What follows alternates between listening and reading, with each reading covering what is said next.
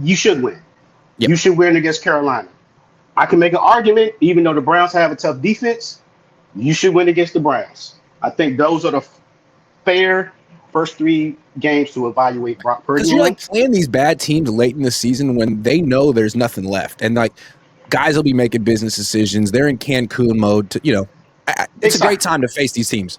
It's an excellent time to face them. I think the real Brock Purdy test will be the Indianapolis Colts. If we really want to be fair to this competition on whatever this is, whatever we calling this, can Brock Purdy go and beat the Indianapolis Colts? And if he can't, maybe we do have to give him another shot. Maybe we do have to honestly reevaluate how we look at the quarterback situation. But if Brock Purdy, I'm willing to give you this, Grant, if Brock Purdy does not win these 3 games, the criticism is coming, and it's all fair. It's all fair. Yeah. He's and fair what's interesting game. about this to me is like what Brock has to prove isn't that he's better than Mac. That's not it. That's not enough. You have to prove that you're worth this contract. And if he plays really well against Arizona, people will be like, boom, see this throw, that play, he's better than Mac. Maybe, but that's not really what we're trying to prove here. We're trying to prove that Brock can take this team somewhere Mac can't. And Brock needs to prove that because we've seen Brock on a team that was loaded. He lost the Super Bowl like Jimmy did. I don't know what Mac could do. Maybe Mac could win the Super Bowl. I have my own visions, but maybe they're just fantasies. I don't know. No, I think that some of the things you like to bring up with Mac Jones is fair criticism. And it comes with the contract. You're not doing anything that's not fair because once you sign a franchise contract, you get to have franchise expectations. And if you don't start to meet those franchise expectations, you are as free game to anybody with eyes. That's all that matters. And I just think that it's fair criticism when you sign a franchise deal. So I would like in the future, hopefully this offseason, and I know you don't really, I don't know how your feelings are really, but it seems like you're not really into criticizing John Lynch or maybe giving him a lot of credit, a lot of the blame. Not to say you haven't, because you have. I just feel like John Lynch is to me, an anchor to Kyle Shanahan, even when Kyle doesn't see it himself. Because Kyle, to me, wants someone that will just tell him, yes, okay, yes, dude, yes, that sounds great. Yes, Kyle, you're the guy. Yes. Instead of someone who will push back. And I believe Kyle, to his own detriment, did not get a GM that would always push back. And that's what you need for excel growth. If you just have someone to tell you that every day your poop smells great, then, what are you going to really grow? How do you really grow from that? To me, I don't think Kyle was able to grow in the manners of a head coach because he never had a GM that would actually say, yeah, no, we're not doing that, dude. I had this dude I scouted. This is why I scouted him. You just brought a dude that we have marked for the 3rd, 5th, 6th round. We're not drafting that dude. Sorry. My job is the GM. Your job is the head coach. And Kyle got a guy that would say, instead of being the GM, he got a guy that would say, no, yeah, you're always right. I'm always wrong. So. Yeah, I'll defer to you. And so when something goes wrong, John can say, hey, man, I just did what you wanted. And Kyle's like, hey, man, I was doing your job. Like, when are you going to do your job? And see this little tag team that we have? You see that it causes you can always push it back on the other guys. Your fault. It's your fault. But so here's the thing. So what Jed needs to do, we all know what needs to happen. John needs to go. And you need to hire a general manager who is now Kyle's boss. But the problem with that, and why I've always, for a long time felt that Kyle needs to go too, is that I don't think Kyle will buy into that. And if the coach doesn't buy into the general manager, then you're just asking for organizational, dysfunction. And what's too bad about, maybe I'm wrong, Kyle, prove me wrong, because Sean McVay reports to Les Snead. Andy freaking Reid reports to Brett Veach. The only coach who had complete dictatorship power over their organization was Belichick, and it blew up in his face after Tom Brady. How did that work? Well, it's not the model anymore. The good teams are the teams that draft really well because all the good teams are spending way too much on quarterbacks now. It seems like something you almost have to do, almost. So the only way to make it work is to draft really, really well, which Niners don't do. They haven't in half a decade. They just don't. And that becomes a problem because now you don't have any depth. Sound familiar? You're why are the Seahawks better than the Niners? Well, look at the Seahawks drafts the last 3-4 years. Jackson Smith and Jigba, Kenneth Walker, Zach Charbonnet. I mean, they've done a really good job. And it doesn't hurt that they signed Sam Darnold to like below market rate. That's kind of nice too. And I think, as you know, I hate to say this, when you're picking a quarterback, the number one conversation that should be, is he good for the system, yada yada. It should be, is this a franchise altering quarterback? Right. If you can't submit your opinion to say that this is a franchise altering quarterback, then you can't draft these guys at number one or in the first round. You're And better you can't off extend waiting. them for 5 years. You can't And you extend them for definitely 5 can't years extend them. when guys like Baker and Darnold are on 3-year contracts for a lot more, for like half the price. And I like Mac, but I'm not necessarily sold that he's like a franchise altering player. I mean, he's just another guy who can run Kyle Shanahan's system very well. So he might have to be a stopgap. He might have to be a stopgap. Yeah. If that's what it comes to. I mean, it's cheaper. You can evaluate the draft. You can get someone in that you actually believe in. You can not rush him to get out there. And once you said, like you said, the second year of their rookie contract is really where you want to get them guys out there to try to take advantage of the value you get within the contract. So the first year, let Mac be a stopgap. That's fine. That's cool. I just feel like with this team, this system, this coach, unless you truly have Josh Allen, you really feel like you have a Hall of Fame quarterback, why not get a new quarterback every 2-3 years? I know it feels like no teams do that and it's not smart, and look at what the Vikings did. But the Vikings' problem was they pivoted to a quarterback who had never played football in the NFL before and were like crossing their fingers hoping it would work out. If they had Daniel Jones, it would have been a super smart decision. They still don't know what they have in Kevin McCarthy right now. They don't know what they have in McCarthy. JJ McCarthy, they're still processing and evaluating. So I agree. There's always going to be like 2 or 3 former first-round picks who got passed up or labeled bust at 25, 26, who could sign with the Niners for like $4 million, who probably look good in the system. I don't think Mac Jones is the only one. Darnold would have been able to do it. Mac Jones is able to do it. I mean, there's more. There's more. Just don't draft a project who's 21.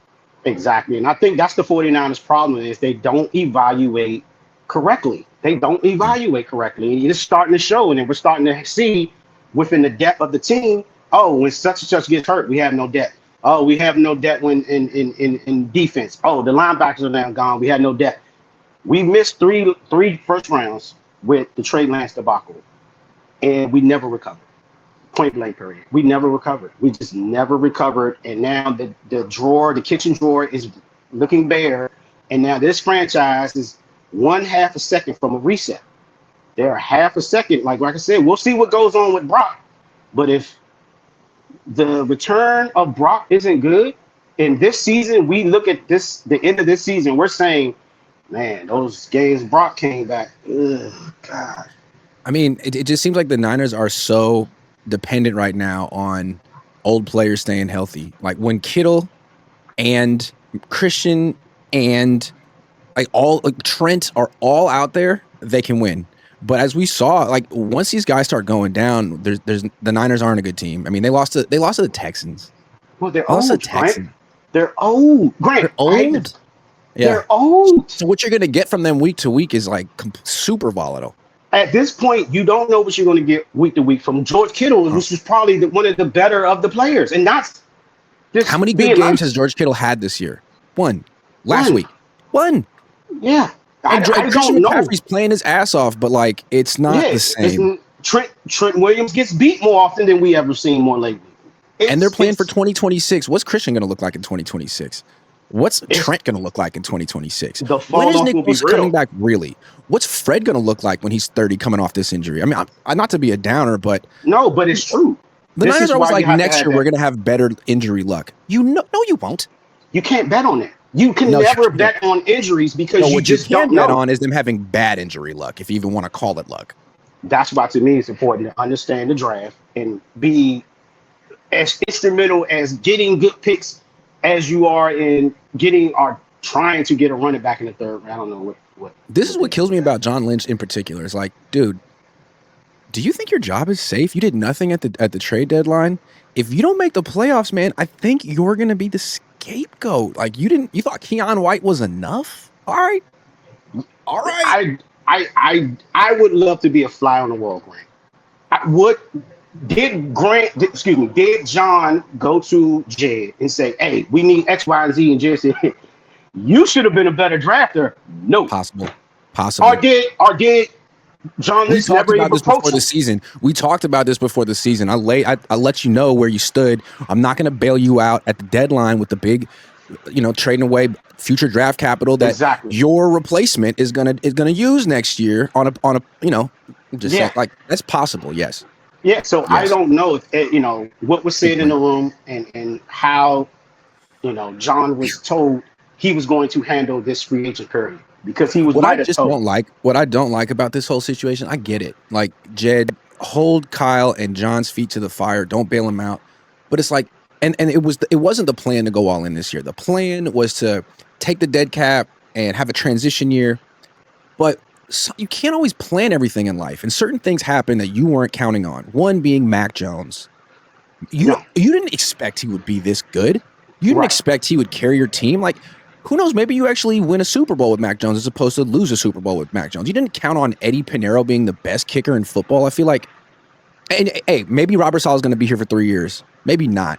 Right. There's certain things kind of like the stars aligned for you in certain ways, and the Yeah. Niners were like, "Don't care, don't care. It's not our year." It's like, all right, man, fine, Yeah. fine. It makes me think who saw this roster in the beginning of the season and said, nah. So, because doesn't that seem like it happened? Someone looked at this roster and said, I mean, nope. if you just think about it, like, okay, we're going to lead the league in dead cap, more than 100 million in dead cap. We're not going to sign many players. We'll extend our own. We'll bring in young guys and hope a bunch of young guys contribute. I could see why you'd think that team wouldn't be good. But then you look up, you're 6-3. Mac Jones is playing like a top 10 quarterback. Kicker can't miss. Robert Saleh's really good. It's like, well, NFL's unpredictable. Tatum Bethune is like leading the league in tackles since he became starter. Maybe we have something here. And like, look, you lose Mykel Williams, good player, hurts your run defense, but like, you can replace Mykel Williams. It's not that hard. Yeah. Like, you traded for Keon White, you give up nothing. He's instantly a better pass rusher than Mykel Williams. You could go out and get another run defender who's better than Cleveland Farrell on a practice squad. I mean, they could have done a little something more just to show the team we believe in you. And it seems like basically all they have left to prove this season is that Brock's better than Mac. That's all they have left to prove, and maybe make the playoffs. And if they do, they'll act like, wow, what an accomplishment considering all our injuries. Like, nah, you were 6-3. You could have done more. I would love to know the people in the building right now that are choosing the sides, because to me, this is all the season's about is Mac versus Brock. Because what else? We're not playing for a Super Bowl. You know what this is, though? It's kind of Mac isn't in the clique. You know what I mean? He's not in the Cabo clique. They like him. Exactly. They like him and stuff. It's like, oh, is it Mac funny? Like, he's hilarious. Hey, Mac, tell us a joke. Make me laugh. Do a little dance. It's kind of condescending, right? And now we're done with you. Thank you for that entertainment. But Brock is one of us. And I think this is sort of the Niners are a very cliquey team. And if you're in, they will prop you up and protect you forever. Well, unless you're Jimmy Garoppolo. And I feel like that's what happened to Brock right into Mac right now. Like, Mac, you thought you were in, but you're not. This is a cliquey team, and you're not in the clique. Sorry.